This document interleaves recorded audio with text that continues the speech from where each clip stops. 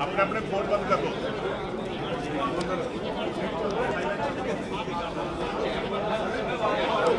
बहुत ठंडा है। जाना है ना, जाना तो आया ना। अरे डंडे के बगैर नहीं, मेरे साथ ही आपका बेटा है, मेरी गाड़ी जिथों मैं जाना चाहूँ से बस लड़का ना कर चीज पाने तो मैं डंड घोष ना बड़ी बड़ी तैयार था।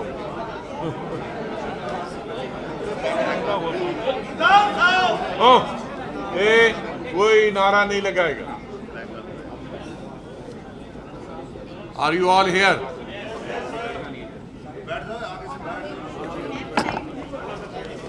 अरे आप पीछे से शांति से बैठो। जो शांति से नहीं बैठे वो बाहर जाए।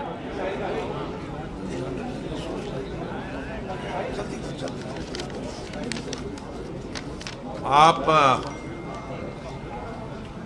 का सबका बहुत बहुत धन्यवाद। मेरे सभी साथी, सीनियर साथी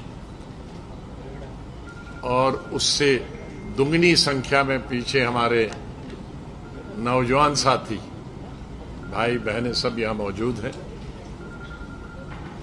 जिनमें डिप्टी सीएम से लेकर स्पीकर से लेकर मंत्री तक, एमएलए तक, एमएलसी तक सब मौजूद हैं यहाँ। जम्मू कश्मीर के भी एक दो साथी मौजूद हैं, बाकी तो मैं कश्मीर कल जा ही रहा हूँ, उनसे वहाँ मीटिंग होगी। और इसी संख्या को मैच करते हुए आप मीडिया भी इसी संख्या में आए हैं। आप सबका बहुत बहुत धन्यवाद। और पिछले दिनों में जब से हमने नई पार्टी की चर्चा की और जम्मू कश्मीर में आए, तो चाहे वो स्टेट का मीडिया हो या नेशनल मीडिया हो, उनका सबका मैं आभार प्रकट करता हूं कि आप सब ने उसको बहुत अच्छी पब्लिसिटी दी। और मुझे पूरा विश्वास है कि इलेक्शन तक ये जितनी जितनी गतिविधियां हमारी बढ़ती जाएंगी उतना ही आपका सहयोग भी बढ़ता जाएगा। बड़ी बेताबी से हमारे साथी जम्मू कश्मीर के और मीडिया के और पूरी कंट्री के जो हमारे शुभचिंतक हैं या सहयोगी हैं, वो सबसे पहला यही क्वेश्चन करते हैं कि पार्टी का नाम क्या हो, उसका झंडा कैसा हो। पार्टी का नाम रखना बड़ा मुश्किल है। बहुत सारी रिकॉग्नाइज पार्टियां नेशनल और रीजनल हैं, और विशेष रूप से जम्मू कश्मीर में पार्टी का नाम रखना और भी मुश्किल होता है। यहाँ डाइवर्सिटी है हमारी स्टेट में, सौभाग्य की बात है। बड़े दो रीजन हैं और फिर उनके अंदर सब रीजन्स हैं, जिन सब रीजन्स में अलग अलग भाषाएं हैं, हमारे कल्चर की अलग अलग रिवायतें हैं। तो सबकी समझ में आए, जम्मू के लोगों की, कश्मीर के लोगों की, और जो गांव देहात में रहते हैं, मजदूर हैं, व्यापारी हैं, पढ़े लिखे लोग हैं, या हल चलाने वाले हमारे किसान हैं, शहरों में गांधी इधर आरसपुरा से लेकर और कश्मीर से लेकर और दूर दराज इलाकों, उनकी जबान पे भी आना चाहिए। मेरे ख्याल में मेरे पूरे साथियों ने, दोस्तों ने पूरे हिंदुस्तान से तकरीबन 1,500 के करीब नाम भेजे। कुछ पूरे उर्दू हैं, कुछ पूरे संस्कृत में है, लेकिन मैं तलाश कर रहा था जैसे पंडित जवाहरलाल नेहरू ने कहा था कि हिंदी और उर्दू का मिक्स जो होता है वो हिंदुस्तानी होता है, और हिंदुस्तानी वो भाषा है जो हम घर में सब धर्मों के लोग, सब जबानों के लोग बोलते हैं, विशेष रूप से सेंट्रल इंडिया और नॉर्दर्न इंडिया में, दक्षिण को छोड़कर। तो वो नाम तलाश करने की कोशिश थी, प्रयास थी, और उसके बाद हम इस नतीजे पे आए कि लोकतंत्र भी बीच में हो उस नाम के, शांति भी उसके अंदर हो, और स्वतंत्र भी हो। स्वतंत्र विचारधारा से हो, सोच से हो, और अपनी सोच। पिछले दिनों कई लोगों ने हम पर आरोप लगाए, उस पार्टी इस पार्टी से समझौता। हमारा सिर्फ अपने दिल और दिमाग से समझौता है, और जम्मू कश्मीर की जनता से समझौता है, और किसी पार्टी से समझौता नहीं। न हमने किसी पार्टी से कंसल्ट करके पार्टी बनाई है। हमने सिर्फ अपने साथियों जो यहां बैठे हैं और जो कश्मीर में बैठे हैं, उनसे विचार करके ये पार्टी बनाई। किसी पार्टी का इसमें कोई रीजनल हो, नेशनल हो, कोई कानो कान खबर नहीं है, और न नाम की खबर है, न पार्टी बनाने की खबर थी, और न ही किसी पार्टी की सोच हमको प्रभावित कर सकती है। हमारी अपनी सोच, अपना दृष्टिकोण अलग है, अपनी विचारधारा, वही विचारधारा जो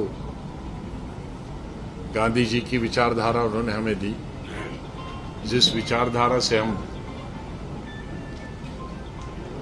हमको आजादी मिली, और उस विचारधारा के साथ हमारे देश के करोड़ों किसान, मजदूर, नौजवान और फ्रीडम फाइटर थे। वही विचारधारा हमारी चलेगी। इसमें कोई भेदभाव की कोई गुंजाइश नहीं होगी। हमारी नीतियां जातिवाद और धर्म से प्रेरित नहीं होगी, उनका कोई असर नहीं होगा। हम सबका धर्म और जाति हमारे दिल के अंदर है। कोई पूजा करेगा, कोई गुरुद्वारे में जाएगा, कोई मंदिर में जाएगा, कोई मस्जिद में जाएगा, कोई चर्च में जाएगा, पूरी आज़ादी है। लेकिन जो राजनीति में वो टपकना नहीं चाहिए। हमारा राजनीति में हमारे सामने सब धर्मों का सम्मान है, सब धर्मों का इज्जत है, और सब पार्टीज की भी इज्जत है। इसके साथ साथ ही मैं ये भी कहना चाहूंगा कि मैं अपने साथियों से, मैंने कल निवेदन की, मैंने सब लोगों से मीटिंगें की पूरा दिन, इसलिए आपसे मिला नहीं। सीनियर और हमारे नौजवान साथी हैं। मैं पिछले 2-1 हफ्ते से देख रहा, बहुत तू मैं हो रहा। मैंने शुरू में कहा था कि मैंने कभी किसी लीडर और किसी पॉलिटिकल पार्टी के बारे में नहीं, पार्लियामेंट के अंदर हो, विधानसभा के अंदर हो या जनसभाएं हो, कभी बात नहीं की। हाँ, पॉलिसीज की बात करते हैं, हमें अपनी पॉलिसी की बात करनी, अपनी नीति की बात करनी। वो हमारी मुखालिफ जो है साथी पार्टियां, वो हमारे दुश्मन नहीं। हमको एक फर्क ड्रॉ करना पड़ेगा कि दुश्मन और पॉलिटिकल पार्टी, ये दुश्मनी और पॉलिटिकल पार्टीज दो मुख्तलिफ चीजें। पॉलिटिकल पार्टीज हमारे पॉलिटिकल कम्पिटिटर्स,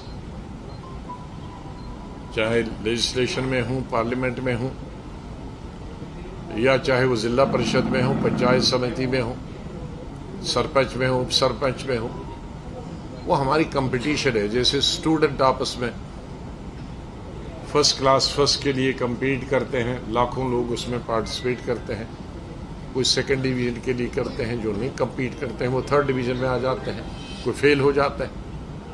लेकिन वो दुश्मन नहीं है, एक क्लास में रहते हैं। तो इसी तरह से जितने भी पॉलिटिकल पार्टीज हैं, उनकी विचारधारा कुछ हो, उनका स्लोगन कुछ हो, वो जनता पर है कि वो उनकी लीडरशिप मानती हैं या उसकी विचारधारा कबूल करती हैं या उनकी सोच को कबूल करते हैं या उनके मैनिफेस्टो को एक्सेप्ट करती हैं या ना करती हैं। हमें अपनी बात कहनी, हमें किसी लीडर के खिलाफ कोई शब्द नहीं बोलना, उनको देने दो। हमें लोगों के को देने के लिए बहुत कुछ, जिनको लोगों के देने के लिए कुछ नहीं होगा वो गालियां देगा। हमारे पास गालियां नहीं, हमारे इतना। अब चूंकि एक रीजनल पार्टी है, ये मैं कह सकता हूं और हमारे साथियों को मालूम, हमारा वक्त जो था वो डेवलपमेंट का था, विकास का था, ट्रिपल शिफ्ट का था, डबल शिफ्ट का था, ईमानदारी का था। कानून हमने बनाया कि जिसकी संपत्ति अपनी इनकम से ज्यादा होगी वो संपत्ति सरकार की हो। कई लोगों की संपत्ति हमने जब्त की, प्रोसेस में बहुत सारे थे, उसके बाद उसको परस्यू नहीं किया। और मेरे ख्याल में रिकॉर्ड है मेरे वक्त में पूरे हिंदुस्तान में 6 दिन हफ्ते में असेंबली चली, जो कि हिंदुस्तान का पहला रिकॉर्ड है। कोई असेंबली पार्लियामेंट 6 दिन नहीं चलती, तो असेंबली में भी 12-12 बजे तक भी चलती। तो कोई भी आप चीज ले लो, उसमें हमें कई महीने लगेंगे वो कहने के लिए।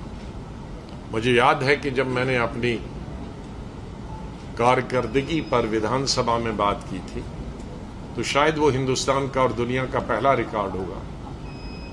मैं जब अपनी परफॉर्मेंस के ऊपर विधानसभा में किया, जिसमें 100% प्रेजेंस थी, विधानसभा में 4 घंटे मैंने भाषण किया और 2 मिनट के गैप के बाद काउंसिल में 3.25 घंटे के बाद, तो 2 मिनट के गैप के अंदर 7.25 घंटे,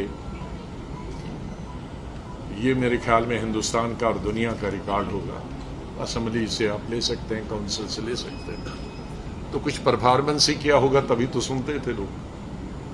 तो इसलिए मेरे साथियों के पास वो तमाम कहने के लिए हैं, उन तमाम को हम रिपीट करेंगे। अगर लोगों ने हम पर विश्वास किया, हम पर भरोसा किया, हमारे काम पर भरोसा किया, तो हमें गाली देने की क्या जरूरत है। हाँ, जिन्होंने कुछ काम नहीं किया हो तो वो गाली देंगे। इसलिए ये मेरे साथियों के लिए है और मैं मीडिया से भी कहूँगा उस चीज़ को थोड़ा कम हाईलाइट करें। अब हम 21वीं सदी में रहते हैं, कल्चर्ड सोसाइटी है, पढ़े लिखे सोसाइटी है, उसमें लोग पसंद नहीं करते। मुझे मालूम है कि आप नाम का बहुत उत्सुक, और ये भी मालूम है कि जो ये नाम बताऊंगा आप भाग जाएंगे। नहीं, इसलिए नहीं भागेंगे कि उसके बाद सुनना नहीं चाहेंगे कुछ। तो इसलिए मैं जो अपनी बात पहले सुना दूं और उसके बाद आखिर में वो बता दूं। झंडा और फ्लैग में थोड़ा विलंब हुआ कि हम के संडे था, और मुझे नहीं मालूम कि संडे की वजह से इतना बड़ा स्ट्रिक्टली होता है कि कोई दर्जी भी नहीं मिलता। क्योंकि कुछ सोचा तो मैंने दिल्ली में अपने साथियों के साथ था, लेकिन मुझे शेयर अपने यहाँ के स्टेट के साथियों के साथ भी वो शेयर करना था, और उसमें कुछ चेंजेस लाई। तो जो मैं दिल्ली से बना के लाया था वो बेकार हो गया, इसलिए, और यहाँ दर्जी नहीं मिला। अब किसी को उठा के एक आध पीस में जेब में लाया। नहीं, आपने ये तो डंडा पीटने का लाया है लगता है। तो अच्छा, चलो बच्चों ने, नहीं ठीक है, नहीं अभी यही काफी है, डंडा काफी है। चलो ठीक ही लगाया है, उल्टा लगाया है। चलो मैं ठीक करूंगा, उल्टा भी लगाया, क्योंकि इस बच्चे को नहीं मालूम कौन सा डंडे की तरफ रखना है और कौन बाहर रखना है। तो मैं अब काम की बात करूं। हाँ, 2-3 चीजें और कहना चाहूं उनसे, क्योंकि आज फसल का मौसम है, काटने का और घास काटने का, और कश्मीर में सेब का। तो यहां सबसे पहले मैं कहूंगा कि ये निवेदन करूंगा सरकार से कि अब ये जो हमारा दरबार है, जिससे हमारी इकॉनमी चलती थी जम्मू की, जम्मू में अगर देखेंगे, मैं जब चीफ मिनिस्टर था मैं भी सोचता था दरबार को पैसा बचाऊं।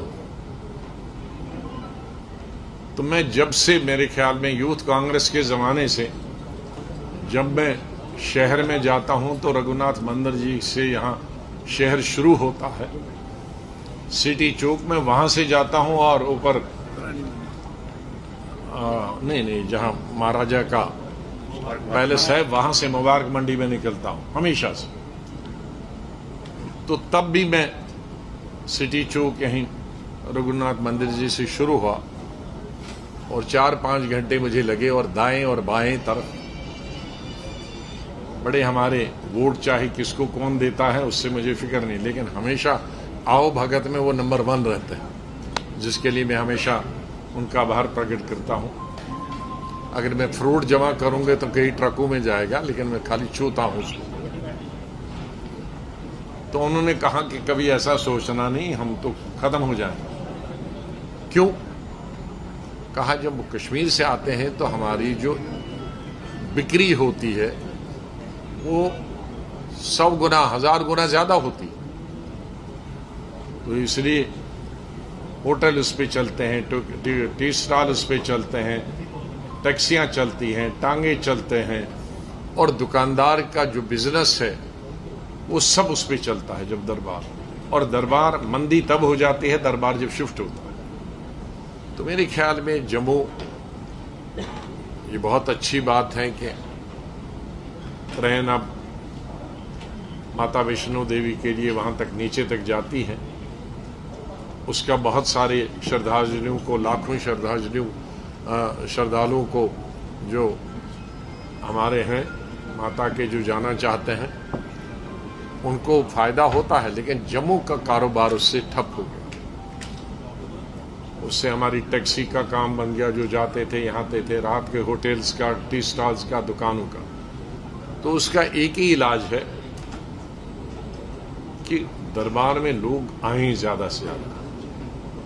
और मैं जम्मू के लोगों से भी अपील करूंगा कि जो बीच में दीवारें बन गई उन दीवारों को तोड़ना शुरू करें, क्योंकि हम इंटरडिपेंडेंट हैं। आज से नहीं, हजारों सालों से जम्मू डिपेंडेंट है कश्मीर पर, कश्मीर डिपेंडेंट है जम्मू।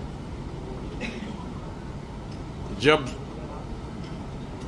स्टेट को डाउनग्रेड और 370 को डाउनग्रेड करने, ये खत्म करने के बाद मैं यहां जम्मू आया और कश्मीर भी गया सुप्रीम कोर्ट की परमिशन लेकर। तो यहां ट्रांसपोर्ट खत्म हो गया था, दुकानें खत्म हो गई थी, लेकिन 70% हमारी जो इंडस्ट्रीज थी कठुआ, सांबा, जम्मू में, वो बंद हो गई थी। तो मैंने कहा उनसे क्यों बंद हो गई? उनमें से 60% का सामान सब कश्मीर जाता था। मुझे नहीं मालूम था पहले, मैं सोचता था ये कठुआ वाला है, पंजाब वगैरह जाता। नहीं, कहा कि हमारी जो मार्केट है वो कश्मीर है। तो कश्मीर जब बैठ गया, कठुआ सांबा वाले बैठ गए। तो उसका मतलब है कि हमारे लाखों लोगों को जो एम्प्लॉयमेंट मिलती है कठुआ, सांबा, जम्मू में इंडस्ट्रीज में, अगर कश्मीर बैठ गया तो ये भी बैठ गया। तो हमारा ट्रांसपोर्ट बैठ गया, बिजनेस बैठ गया, क्योंकि आड़ती सब यही जम्मू से हैं, वो फिर सीधे अमृतसर भागने लगे। तो मैं निवेदन करूंगा दोनों रीजन की कि ये जो दूरियां हैं उनको खत्म कर दे, ये आर्टिफिशियल दीवारें जो है इनको तोड़ें और एक दूसरे का स्वागत करें, और ताकि कश्मीर को भी फायदा हो। जब कश्मीर की इस वक्त सबसे बड़ी प्रॉब्लम आ रही है वो है फ्रूट गोर्स। कश्मीर में भी 3 चीजों का बहुत नुकसान हुआ पिछले 3-4 सालों से। एक तो टूरिज्म इंडस्ट्री का, दूसरा हॉर्टिकल्चर का, तीसरा हैंडीक्राफ्ट्स का। अब हॉर्टिकल्चर टूरिज्म अच्छा है कि इस साल अच्छा हुआ समर में, चलो फायदा हुआ। हॉर्टिकल्चर भी इस दफा बम्पर क्रॉप, लेकिन बम्पर क्रॉप का फायदा तब होगा कि ये दिल्ली की मंडियों तक पहुंच जाए। जो लोग सेब के बारे में नहीं जानते हैं, जैसे पुरानी मिसाल है कि एक मछली पूरे तालाब को गंदा करती है अगर वो खराब हुई, इसी तरह एक पेटी में, एक बक्से में एक सेब अगर दागी हो, वो दागी कैसे होता है, गिर गया और भरते भरते उसमें गलती से वो एक पेटी में चला गया, तो 1 हफ्ते में सारा भूसा उसका बन जाएगा पूरी पेटी का। तो इसलिए हर पेटी में कोई न कोई एक सेब तो गलत जाता है, जो गिर गया होगा और भर दिया बहुत अच्छा है, लाल पीला है, लोगों ने समझ गया इसके तो पैसे आएंगे, चाहे दाग लगा है लोगों। तो इसलिए अगर सेब की ट्रक रातों रात दिल्ली ना पहुंचे, मंडी न पहुंचे, तो आपका वो फसल ऊपर वाले ने तो बम्पर दिया, लेकिन हमारी गलती की वजह से वो रुक गया। 5-5 रामबन वो बहरहाल रुक गया। मेरी गवर्नमेंट से और ट्रैफिक वालों से गुजारिश होगी, गवर्नर साहब से मैंने कोशिश की तो शायद वो छुट्टी पे हैं, फिर मैं बात करूंगा, लेकिन ट्रैफिक वालों से मेरी गुजारिश है कि अभी 1 महीना कश्मीर से फ्रूट को जम्मू आने के लिए और पूरी जहां जहां उसका डेस्टिनेशन हो मंडियों में जाने के लिए वही प्रायोरिटी रहनी चाहिए जो हम एम्बुलेंस को देते हैं। एम्बुलेंस जब चलती है तो सब दाएं बाएं हो जाती है, यही प्रायोरिटी दी जाए, वरना हमारे बम्पर क्रॉप का कोई फायदा नहीं। ये मेरा उनसे निवेदन है। तो इस तरह से हमारे जम्मू कश्मीर की ये 2-3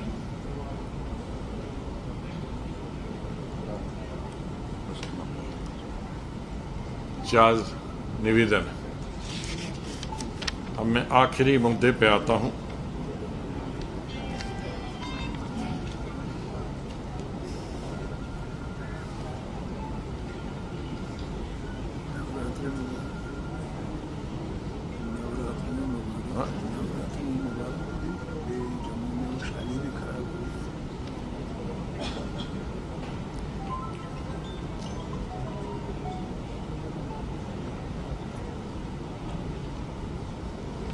इससे पहले मैं ये एक बात है, 1-2 चीजें और बताऊं। जम्मू में भी कुछ कंडी इलाकों में ये ज्यादा बारिश की वजह से और दूर दराज इलाकों में फसल बर्बाद हुई, उनका भी कंपनसेशन होना चाहिए। और नवरात्रि आज से शुरू हुई, मैंने इसका उल्लेख पहले ही कहा है, आज नहीं कहा लेकिन हफ्ता भर पहले, कि मैं पहले 23 तारीख को ये अनाउंस करना चाहता था, फिर देखा कि श्राद्ध है, तो हमने सोचा कि नवरात्रि के पहले शुभ अवसर पर हम भी एक नई शुरुआत करें। तो इस अवसर पर जबकि हमने नई पार्टी की शुरुआत की है, इस अवसर पर मैं जम्मू कश्मीर के सभी मेरे भाइयों को और देशवासियों को नवरात्रि की शुभकामनाएं देता हूं। और अल्लाह करे, भगवान करे कि हमारे देश में शांति हो, सब प्यार से रहें, अमन से रहें, हमारी स्टेट में भी सब शांति अमन से रहें, खुशहाली हो, सब खुश रहें, सब धर्मों के लोग, सब जातियों के लोग जहां जहां भी है। कि पार्टी का नाम है डेमोक्रेटिक आजाद पार्टी।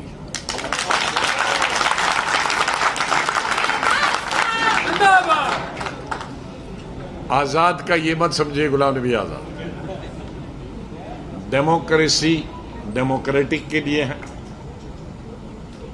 कि पूरी स्वतंत्र होगी, जिसका मैंने उल्लेख पहले ही किया कि अपनी सोच होगी, किसी भी पार्टी से, किसी भी लीडर से, किसी भी ग्रुप से प्रभावित नहीं होगी, अपनी सोच होगी और आजाद रहेगी। आजाद मीन स्वतंत्र, इंडिपेंडेंट। और पार्टी डेमोक्रेटिक रहेगी, नीचे से इलेक्शन सब रहेंगे, ऑटोक्रेटिक नहीं रहेगी, एक हाथ में पावर नहीं रहेगी। जो हमारा कॉन्स्टिट्यूशन होगा उसमें प्रावधान होगा टोटल डेमोक्रेसी के आधार पर, और पार्टी की जो सोच होगी वो स्वतंत्र होगी, आजाद होगी। हमारी पार्टी का जो फ्लैग है,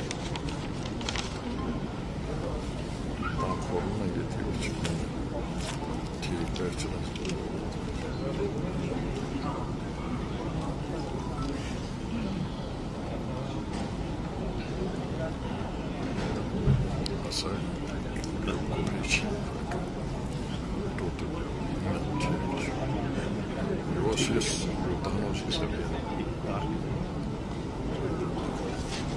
तो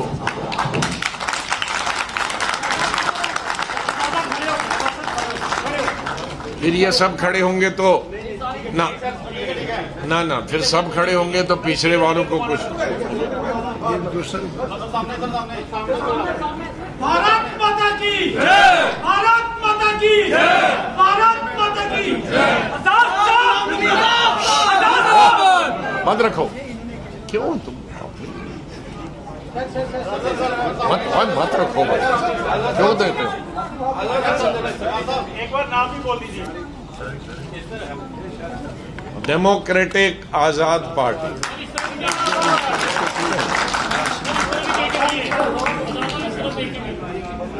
नहीं भाई, वो एक पर ही फोकस होगा। हो गया। अब मैं डिफाइन करूंगा तीनों कलर को।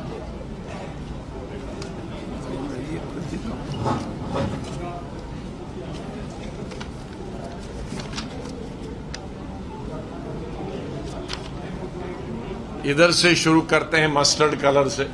अभी तो फरवरी में भर के आएंगे, दिसंबर में ये जम्मू के और कश्मीर के खेतों में।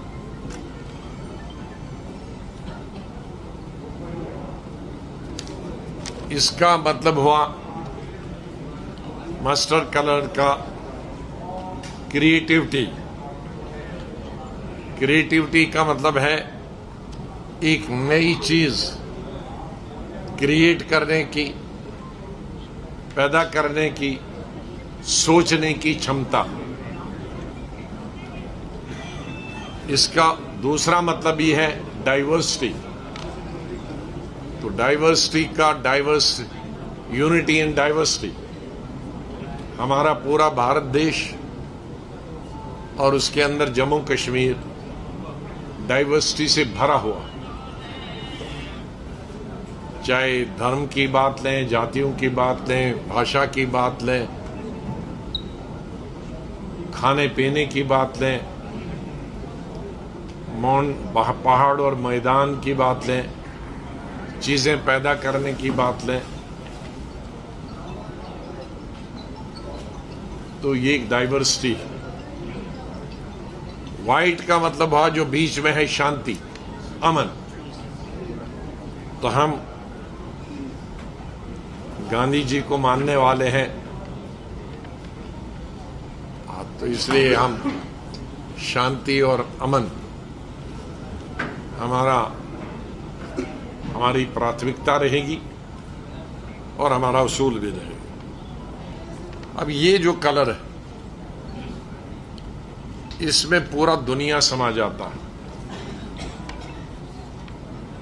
इसके इतने मतलब हैं,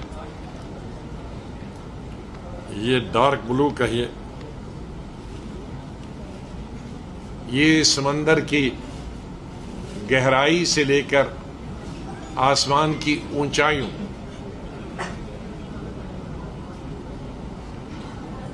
तक इसकी लिमिट। हमारे अंदर दिल में इतनी गहराई होनी चाहिए कि ऐसा नहीं इधर कान से सुना कुछ तो और इधर बता दिया। इतनी ताकत होनी चाहिए हमको बर्दाश्त करने की दिल के अंदर। और आसमान जैसे हमारी खुला होना चाहिए दिमाग, सोच बंद नहीं होनी चाहिए।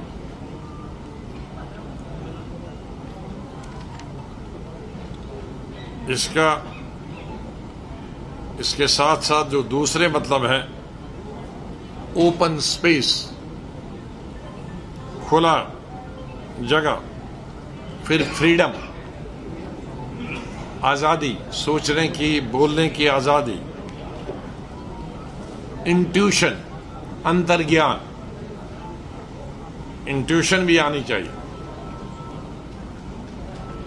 फिर इमेजिनेशन, कल्पना, फिर इंस्पिरेशन होनी चाहिए। इंस्पिरेशन होनी चाहिए, प्रेरणा। हमारे जो आइंदा आने वाले मेरी पार्टी में जो लोग होंगे वो इंस्पिरेशन बनने चाहिए, क्लीन होने चाहिए, साफ सुथरे होने चाहिए, राजनीति में सेवा की भावना से आने चाहिए, पैसे बनाने की भावना से नहीं आनी चाहिए,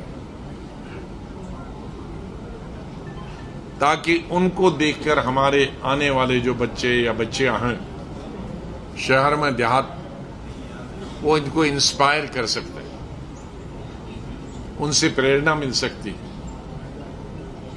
गांधी जी को आज कितने साल हो गए, पौना दशक हमसे जुदा हुए। हम लोगों के उनकी शक्ल नहीं देखी, फोटो देखी, लेकिन उनके कार्य से, उनकी सोच से, उनकी विचारधारा से आज भी हम हिंदुस्तान में नहीं दुनिया के करोड़ों लोग उनसे प्रेरणा लेते हैं। मैं अपने साथियों से कहूंगा कि वो इस तरह से अपनी सोच और जिंदगी में ढालें अपने आप को कि आने वाली नस्लों के लिए प्रेरणा। फिर सेंसिटिविटी, हिसास, जज्बात, शीलता, ये होनी चाहिए। फिर ब्लू, गहराई होनी चाहिए,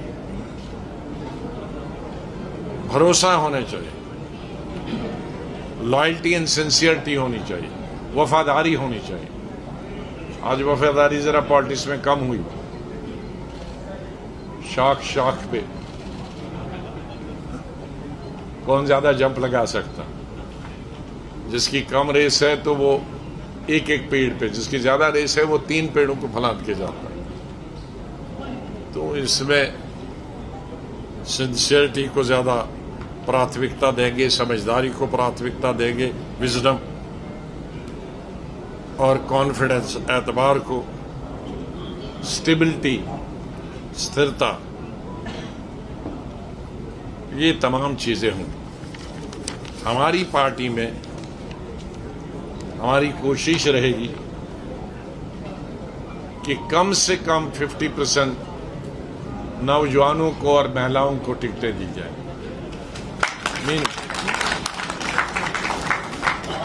ताकि आने वाले नस्लों के लिए यहां कोई एज बार हम नहीं रखेंगे। हर का अपना अपना महत्व,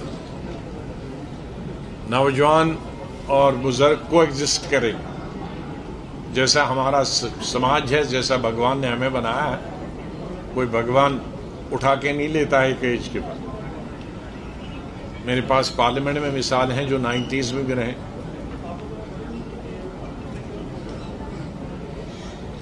और एक्टिव पॉलिटिशियन रहे। तो इसलिए जब तक मेंटली फिजिकली, लेकिन उसका यही मतलब नहीं कि हम नए को नहीं लाएं। नए भी 50% आने चाहें और वो सीखें, ट्रेनिंग करें। तो ये हमारे कुछ विचार थे।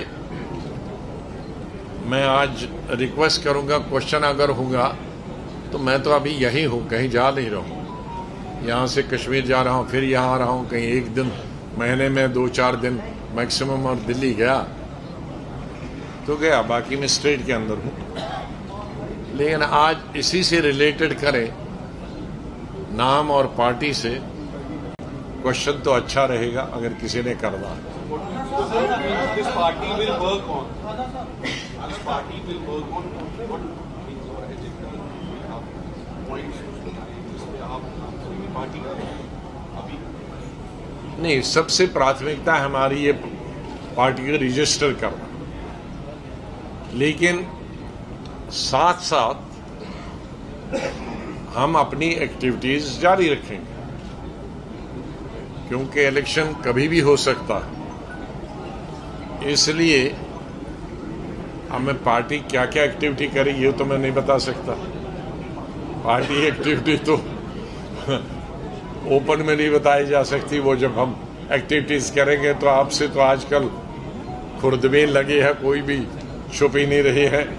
गांव में भी आपके चनज लगे हैं, तो वो लगेगी, लेकिन उस पर खुलासा करना पब्लिकली ठीक नहीं है। जब आपने रैलीज की जम्मू में भी और कश्मीर में भी, उसके बाद अपोजिशन जो पार्टी उन्होंने कहा कि गुलाम नबी आज़ाद साहब कमजोर हो गए हैं, उन्होंने आर्टिकल 370 पर कुछ नहीं बोला। उन्होंने ये कहा कि ये लेकिन हम ये कह रहे हैं कि हम फाइट कर सकते, खास पीडीपी हमलावर हो गया। आपको लगता है कि सुप्रीम कोर्ट में भी ये मसला?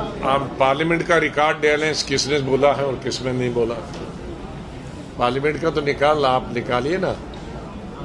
किसी का नाम से मैं ABC नहीं कहूँ, और उसमें निकालिए इन पार्लियामेंट। एक तो मेरा निकालोगे गुलाम नबी आज़ाद, तो उसमें सब दुनिया भर की चीज़ें। एक निकालोगे गुलाम नबी आज़ाद इन पार्लियामेंट, तो मेरी सब पार्लियामेंट। तो आप सबकी निकालो, आप विधानसभा की निकालो, आप स्टेटमेंट की निकालो।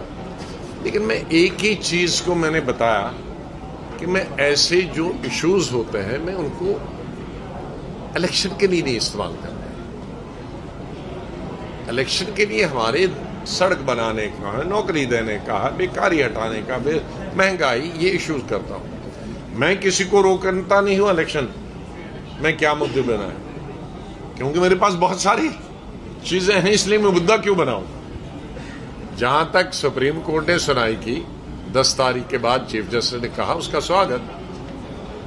और मैंने ये भी नहीं कहा था कि कभी हो नहीं सकता। मैंने ये बताया हो सकता है, लेकिन मोदी जी से मैं तो नहीं मनवा सकता हूं कि तुम वापस लो। यही तो हो सकता है ना। किसी की अगर ताकत है मोदी जी को मनवाने की, अमित शाह जी को मनवाने की, करा ले, बहुत अच्छी बात, वेरी गुड, वेलकम। लेकिन मैं नहीं, मेरे पास उतनी उनका इन्फ्लुएंस नहीं है कि मैं उनको इन्फ्लुएंस कराऊं। मैं पार्लियामेंट में अपने तमाम पार्टीज के साथ इन्फ्लुएंस नहीं करवा पाए, तो अब मैं अकेला यहां से क्या इन्फ्लुएंस कर पाऊं। नंबर 1, उनके पास उतनी अच्छी दोस्ती है तो करा लें। दूसरा, मैंने कहा पार्लियामेंट कर सकती है। देखो, ये मैं जो बोलता हूं वो पेपर में नहीं आता है, आ सकता है, लेकिन उसके लिए मेजॉरिटी चाहिए। तो मैंने उसमें कोट किया कि भाई लोकसभा सबसे बड़ा हाउस है। मोदी साहब, अमित शाह जी की वोटिंग जब कराई तो 86% वोट उनको मिले और हम 9 पार्टियों को 14% मिले। अब 86 और 14 का कहा, कोशिश करें सब पार्टियां, मैं भी करूंगा 86% आए तो हो सकता है। लेकिन 86% ये अल्लाह दिन का चिराग नहीं है कि मैंने कह दिया और 86% आएंगी। तो एम आई करेक्ट? तो मैंने सुनो ये करो। तीसरा था सुप्रीम कोर्ट। मैंने कहा सुप्रीम कोर्ट कर सकती है, लेकिन सुप्रीम कोर्ट में उसमें थोड़ा सा क्रेडिट हमको भी देना चाहिए, क्योंकि हमने बार बार कहा कि सुप्रीम कोर्ट उठाती नहीं है, इसलिए सुप्रीम कोर्ट ने उसको कम से कम अब कंसिडर किया। पब्लिक इशू तो मैंने ही बनाया ना, कि वो 3 साल से उसको लेती नहीं है, तो कम से कम मैं अगर गया नहीं सुप्रीम कोर्ट, लेकिन प्रभावित उससे भी मेरे वकीलों ने कहा कि उससे भी हुए कि भाई ये पब्लिक इशू बना कि सुप्रीम कोर्ट इसकी तरफ ध्यान ही नहीं देता। तो अच्छा, जब भी सुप्रीम कोर्ट करेगा तो वेल एंड गुड, लेकिन मैं इसको जम्मू कश्मीर एक और आज नई बात बताना चाहता हूं। हमारे साथी जरा लीडर लोग उसमें कम ध्यान देते हैं। ये 370 और जमीन पे जम्मू कश्मीर के लोगों का ही हक हो और नौकरी पे हक हो,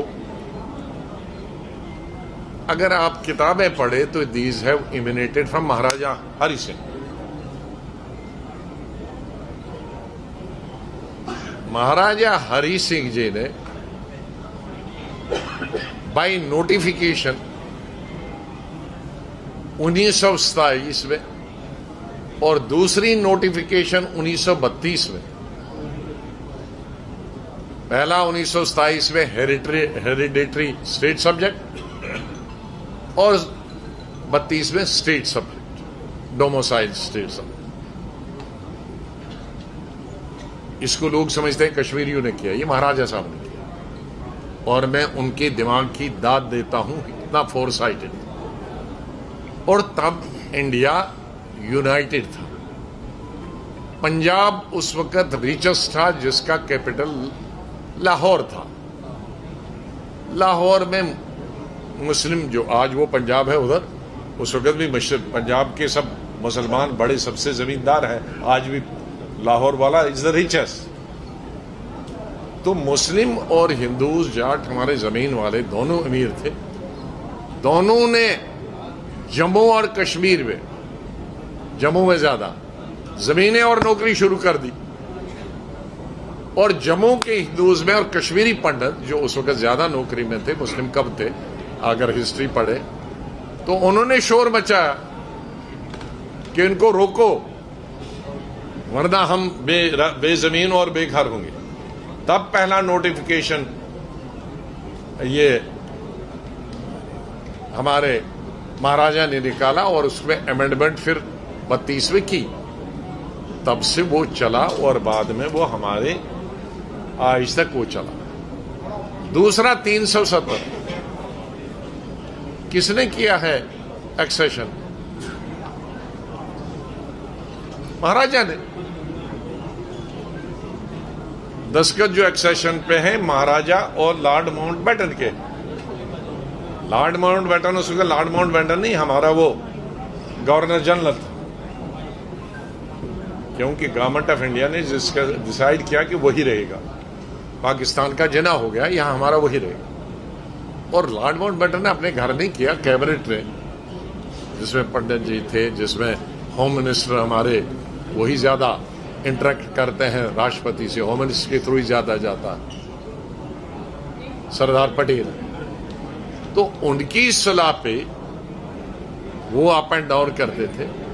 तो एक्सेशन हुआ, एक्सेशन पे सिग्नेचर जो है महाराजा हरि सिंह जी और Mountbatten on the advice of the cabinet. तो बाद में जब कॉन्स्टिट्यूशन बना, अगर एक्सेशन नहीं होता 370 का होता। So 370 is the child of accession है। एक्सेशन ही नहीं होता तो 370 कहां निकला? And it has been for 70 years part of Indian constitution. तो इंडियन कॉन्स्टिट्यूशन में आप बदलाव लाते हैं 150 के करीब। So anything which is in Indian constitution, constituent assembly वहां पास यहां pass can not be wrong है। तो इसलिए ऐसा मुद्दा जो हमारे हिंदुस्तान और जम्मू कश्मीर के कॉन्स्टिट्यूशन में है, उसको सब लोगों ने एक्सेप्ट किया, सब सोच के लोग थे। उसको हम ये नहीं कह सकते हैं ये गलत ये है। और ये भी हमें कश्मीर और जम्मू का कश्मीर नहीं है, ये तो हमारे महाराजा ने तीनों चीजें की है। Out of that also why should ये मेक में Jammu issue versus Kashmir? Sir एक इम्पोर्टेंट इशू है। बस आपके हो गए।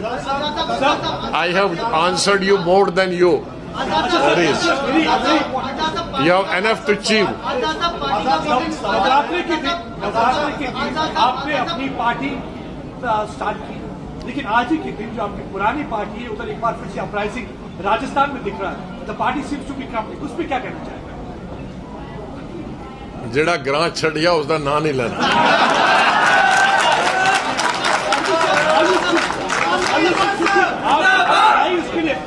आप लड़ाई उसके लिए लड़ते आए थे क्योंकि आप चाहते थे वहां पर डेमोक्रेसी हो। अब जब वो डिसाइड कर रहे थे गहलोत और किस तरीके से, अब मैंने पंजाबी में कहा, डोगरी में कहिए पंजाबी में, कि जो गांव छोड़ दिया उसका नाम लेने की जरूरत नहीं। अब वो जाने और वो भुगते। हम बहुत भुगत चुके हैं, अब और भुगते। नहीं प्लीज आप इधर। बहुत सारे ऐसे लोग हैं जो ये जानने को बेताब है कि क्या आने वाले विधानसभा में खुद गुलाम नबी आजाद चुनाव लड़ने वाले हैं या फिर नहीं, और अगर लड़ने वाले हैं तो कहां से लड़ेंगे? अभी इलेक्शन जब आएगा उस वक्त सोचेंगे। Now one lady. No. ये जरा बच्चे उठाओ। सर आप बार बार एक चीज कह रहे हैं कि हमारी पार्टी जो नई बनाई है जो बीजेपी को बेनिफिट नहीं करेगी, ये किसी को नुकसान करेगा? कांग्रेस देखो, हम किसी का मुकाबला करने के लिए नहीं, हमारा किसी से कंपटीशन नहीं, हमारा कोई दुश्मन नहीं। हम क्यों कहें कोई कंपटीशन? ये कंपटीशन है। मैंने मिसाल दी, जैसे स्टूडेंट एक ही क्लास के compete करते हैं, कोई फर्स्ट आता है, कोई सेकंड आता है, कोई थर्ड डिवीजन, कोई फेल हो जाता है। ये उसी तरीके का कंपटीशन। मेरा किसी पार्टी से कोई कंपटीशन नहीं है, वो कश्मीर की हो, रीजनल हो, वो नेशनल हो। हम अपनी बात करेंगे, वो अपनी बात करेंगे। और मास्टर जो है राजनीति में वो है जनता। जनता को जो पार्टी अच्छी लगेगी, जिसकी सोच अच्छी लगेगी, जिस पे वो विश्वास करेंगे, भरोसा करेंगे, उसको जिताएंगे। इसलिए ये सोचना और ये कहना किसके हम वोट काटेंगे, कौन हमारे वोट काटेगा, मैंने पहले ही कहा कि मेरे लिए हिंदू, मुस्लिम, सिख, ईसाई जैसे दिल के चार खाने हो, ये सब चार खाने एक दूसरे पर इंटरडिपेंडेंट, इसमें कोई नफरत की गुंजाइश नहीं। ये सबके लिए है। मैं जब चीफ मिनिस्टर बना था तो पहला भाषण मेरे शायद इनके हाजी साहब के सोपर में हुआ था। हाजी साहब का सोपर में हुआ था, जो गिलानी जी का भी डिस्ट्रिक्ट था। तो मैंने उसमें कहा कि मेरी, अरे हाजी साहब आपको तो कुर्सी आगे थे, टाइम पे नहीं आगे, खा गया कोई कुर्सी आपकी, तो मैं क्या करूं।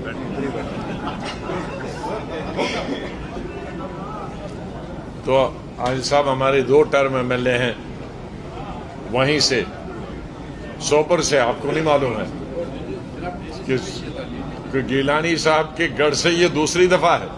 पहली दफा तब जीते थे 2002 में जब मैं PCC प्रेसिडेंट था। तो वहां मैंने तकरीर की थी इनकी कॉन्स्टिट्यूंसी वैली की पहली, कि मेरी गवर्नमेंट जो होगी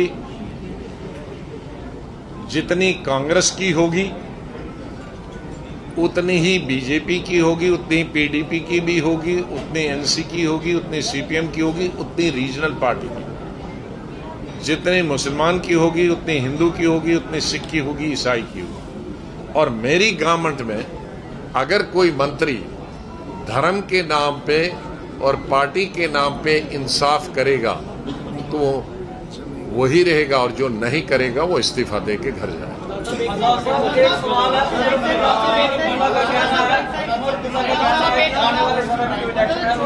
बेस पे होगी, बीजेपी सेंटिमेंट कर दिया। डेमोक्रेटिक आजाद पार्टी सेंटिमेंट बेस पे चलेगी या डेवलपमेंट बेस पे? Development based. एक क्वेश्चन पूछना चाहूंगा आपसे, जिस तरह आपने अपनी हर स्पीच पे महात्मा गांधी, नेहरू, इंदिरा गांधी का जिक्र आप करते रहे हैं और आप एक कांग्रेस में एक लंबी विचारधारा, एक राजनीतिक में रहे हैं और आपके साथी जो हैं आज भी वो कांग्रेस के ही जो आपके साथ जुड़े हुए हैं, तो जो आपकी जो डेमोक्रेटिक आजाद पार्टी रहेगी, क्या उसकी विचारधारा भी कांग्रेस के वाली ही पुराने जो आप इंदिरा गांधी या नेहरू के साथ जो विचारधारा रही थी उसी ये कहना गलत होगा कि कांग्रेस की ही वो विचारधारा, बहुत सारे पार्टीज की वो भी वही विचारधारा। आप एनसीपी की लीजिए, आप बंगाल की लीजिए या साउथ में कई पार्टियां हैं, वो एक हमारे देश की विचारधारा, वो गांधी की विचारधारा किसी एक पार्टी ने अडॉप्ट नहीं की, वो बहुत सारी पार्टीज ने की। और गांधी जी का मैं इसलिए नाम देता हूं कि मैं बार बार कह चुका हूं कि मेरी पॉलिटिकल लाइफ पूरी संजय गांधी, इंदिरा गांधी, राजीव गांधी से शुरू हुई, नेहरू गांधी फैमिली के साथ हुई, लेकिन मेरा आइडियल हमेशा महात्मा गांधी रहा। उसका कारण है कि 69 में जब गांधी जी की शताब्दी मनाई जा रही थी, नॉर्दर्न इंडिया में 15 दिन का जो शिविर था वो कश्मीर में था और मैं उस वक्त एसपी कॉलेज का स्टूडेंट था, कॉलेज का स्टूडेंट। तो दो ही लड़के देश भर से नॉर्दर्न इंडिया के सब गांधीवादी आए थे, और वो क्यों नॉर्दर्न इंडिया का सेलिब्रेशन क्यों दिल्ली कश्मीर में रखा था? क्योंकि 47 में जब धर्म के आधार पर देश का बंटवारा हुआ तो बहुत दंगे फसाद हुए, दुर्भाग्य से जम्मू में भी हुए, लेकिन कश्मीर में किसी मुसलमान ने कश्मीरी पंडित को थप्पड़ भी नहीं मारा। ये इतिहास है। हिंदुस्तान भर में और जो आज पाकिस्तान है वहां भी दंगे हुए। तो तब गांधी जी ने कहा कि पूरा देश में मुझे अंधेरा नजर आता है, सब कॉन्टिनेंट, सिर्फ रोशनी की किरण मुझे कश्मीर से नजर आती। ये आपको मालूम होना चाहिए, पढ़ना चाहिए नहीं सुनो, अरे सुनो। तो इसलिए उस शिविर में 15 दिन रहा तो गांधी की विचारधारा से प्रभावित हुआ। कांग्रेस वगैरह की तो बात है, इसलिए वो आज तक मेरा वो सोच विचारधारा सेम रही। और गांधी जी को आज बीजेपी भी मानता है, तो Gandhi ji is a common factor left, right and centre. Thank you.